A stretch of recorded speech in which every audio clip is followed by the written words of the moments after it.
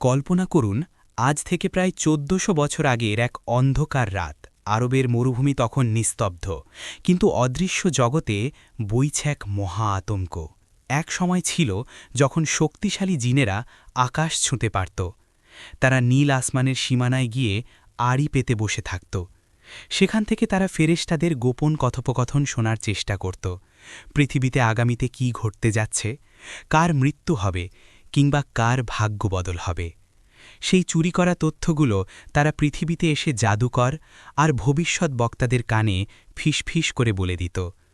হাজার হাজার বছর ধরে এই সিলসিলা এভাবেই চলছিল। কিন্তু হঠাৎ একদিন মহাবিশ্বের সকল নিয়ম চিরতরে ওলটপালট হয়ে গেল। সেদিন রাতে জিনদের এক বিশাল দল যখন আসমানের দিকে উড়াল দিল, তারা দেখল এক অভূতপূর্ব দৃশ্য। আসমান যেন আজ তাদের জন্য এক দুর্ভেদ্য দেওয়াল হয়ে দাঁড়িয়েছে। তারা উপরে উঠতে গেলেই চারদিক থেকে জ্বলন্ত আগুনের গোলা বা শিহাব তাদের তাড়া করতে শুরু করল। আসমান থেকে আগুনের শিখাগুলো তীরের মতো তাদের দিকে ধেয়ে আসছিল। জিনের দল ভয়ে থরথর করে কাঁপতে লাগল। তারা আর্তনাদ করে নিচে নেমে এলো। তাদের মধ্যে হাহাকার পড়ে গেল। কি হয়েছে আজ? আসমানের দরজা কেন আমাদের জন্য বন্ধ?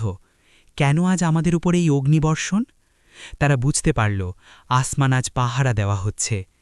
নিশ্চয়ই পৃথিবীতে এমন কোনো মহান সত্তার আগমন ঘটেছে, যার আগমনে আসমানের নিরাপত্তা কয়েক গুণ বাড়িয়ে দেওয়া হয়েছে।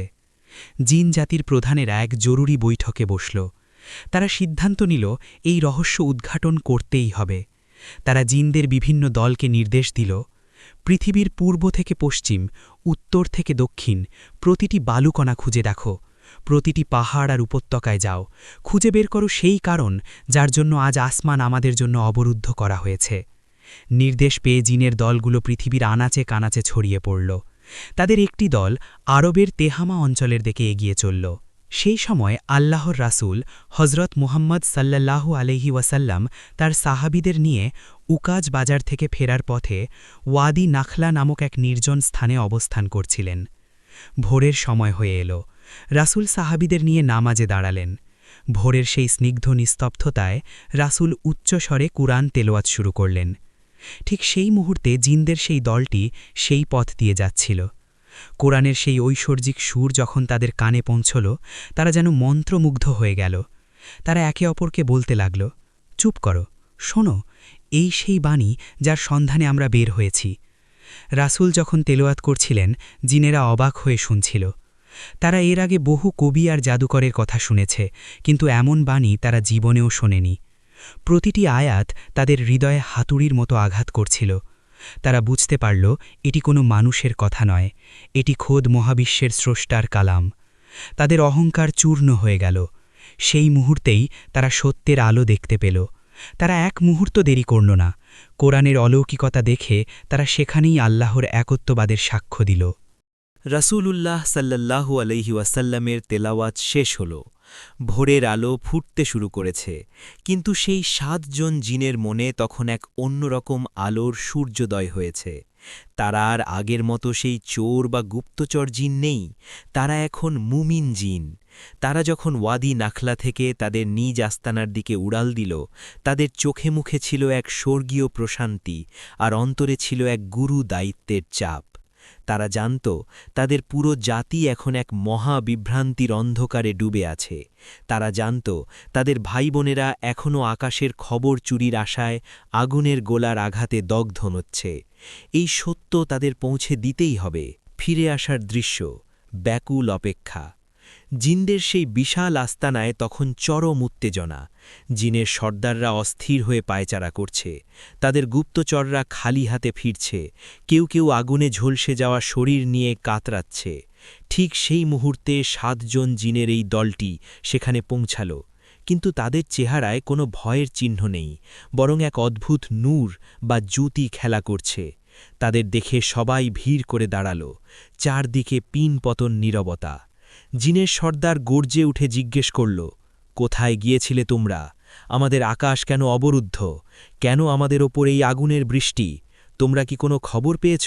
ঐতিহাসিক ঘোষণা, ইন্নানি সামিনা কোরআনান আজাবা। সেই ৭ জন জিনের মধ্যে যিনি সবচেয়ে বেশি প্রভাবিত হয়েছিলেন, তিনি সামনে এগিয়ে এলেন। তার কণ্ঠস্বর কাঁপছিল আবেগে। তিনি পুরো জিন জাতির সামনে দাঁড়িয়ে এমন এক ঘোষণা দিলেন যা জিনের ইতিহাসের গতিপথ বদলে দিয়েছিল। তিনি বললেন, হে আমাদের জাতি, শোনো, আমরা এক বিস্ময়কর কোরআন শুনেছি। ইন্না সামিনা কোরআনান আজাবা। এই একটি বাক্য শুনেই উপস্থিত হাজার হাজার জিন স্তব্ধ হয়ে গেল। তারা আগে অনেক জাদুকর আর ভবিষ্যৎ বক্তার কথা শুনেছিল, কিন্তু বিস্ময়কর কোরআন, এই শব্দবন্ধটি তাদের কাছে একদম নতুন ছিল। সেই মুমিন জিন বলতে লাগলেন, আমরা যার সন্ধানে সারা পৃথিবী চষে বেরিয়েছি, আজ তা পেয়ে গেছি। আমাদের জন্য আসমানের দরজা কেন বন্ধ করা হয়েছে তা আমরা আজ সচক্ষে দেখে এসেছি।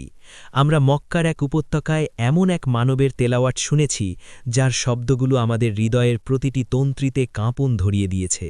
তিনি কোনো সাধারণ মানুষ নন, তিনি আল্লাহর শেষ নবী, আর তিনি যা পাঠ করছিলেন তা কোনো কাব্য নয়, তা হল আরশের মালিকের সরাসরি বাণী।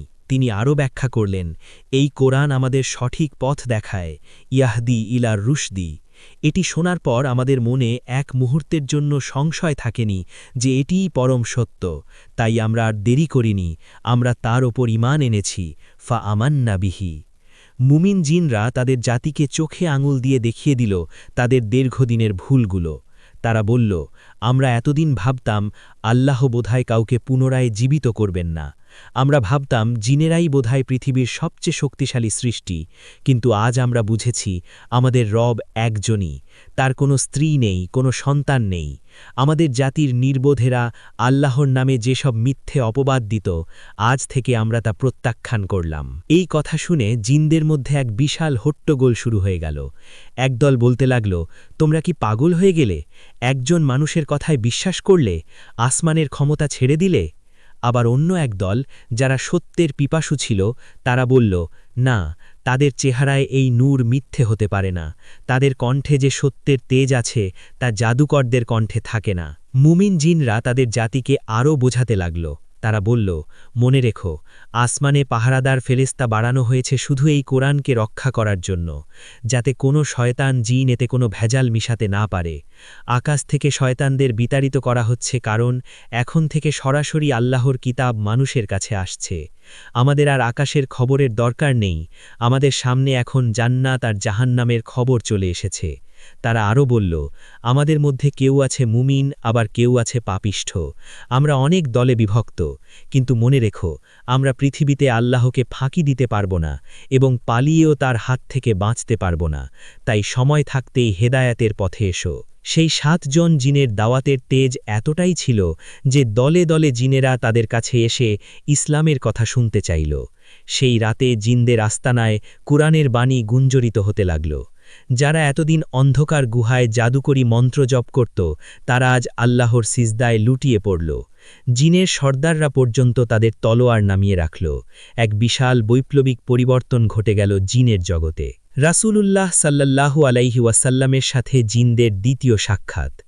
এই ঘটনার কিছুদিন পর জিনদের একটি বড় প্রতিনিধি দল সরাসরি রাসূলুল্লাহ সাল্লাল্লাহু আলাইহি ওয়াসাল্লামের কাছে দেখা করার জন্য মক্কায় এলো। তারা রাসূলের কাছে এসে বাইয়াত গ্রহণ করল এবং নিজেদের বিভিন্ন সমস্যার কথা জানাল। রাসূল তাদের দ্বীনের শিক্ষা দিলেন এবং তাদের জন্য খাবারের ব্যবস্থা করে দিলেন, যেখানে হাড় আর গোবর জিনদের খাবার হিসেবে নির্ধারিত হয়। শিক্ষণীয় প্রতিফলন, আমাদের জন্য বার্তা। প্রিয় দর্শক, কল্পনা করুন সেই দৃশ্যটি। একদল জিন, যাদের কোনো মানুষ দেখতে পাচ্ছিল না, তারা আসমানের রহস্য উন্মোচন করতে গিয়ে কোরআনের প্রেমে পাগল হয়ে গিয়েছিল।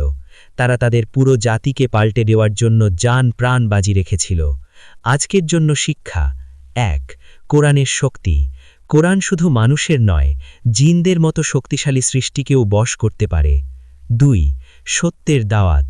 একবার সত্য পাওয়ার পর মুমিন জিনরা কিন্তু বসে থাকেনি, তারা সাথে সাথে তাদের সম্প্রদায়ের কাছে ফিরে গেছে।